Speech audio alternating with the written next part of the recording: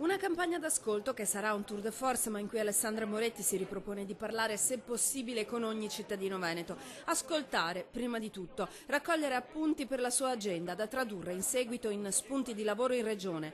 Oggi mancano volti importanti del PD Veneto, ma è e sarà al suo fianco nel viaggio il segretario regionale. I piccoli comuni, le realtà marginali, la provincia, oltre alle grandi città saranno al centro di questo tour della Moretti, che però vuole essere un tour molto spontaneo e soprattutto legato all'ascolto. Dei suoi sfidanti alle primarie Simonetta Rubinato è al lavoro in Parlamento, nessuna polemica, presente invece Pipitone. Significa la possibilità di dare una prospettiva nuova al Veneto, cambiare verso, rompere con i vecchi schemi della vecchia politica che è di 20 anni di Zaia Galan. Al lavoro per cambiare verso al Veneto, dunque con una lista civica fatta di persone. Figure di spicco di diverse realtà, dal mondo del volontariato, dello sport, della cultura, e quindi l'importante sono le persone. È già in pianificazione la Leopolda del Veneto. Sarà un momento di ascolto, di restituzione molto importante e quindi stiamo valutando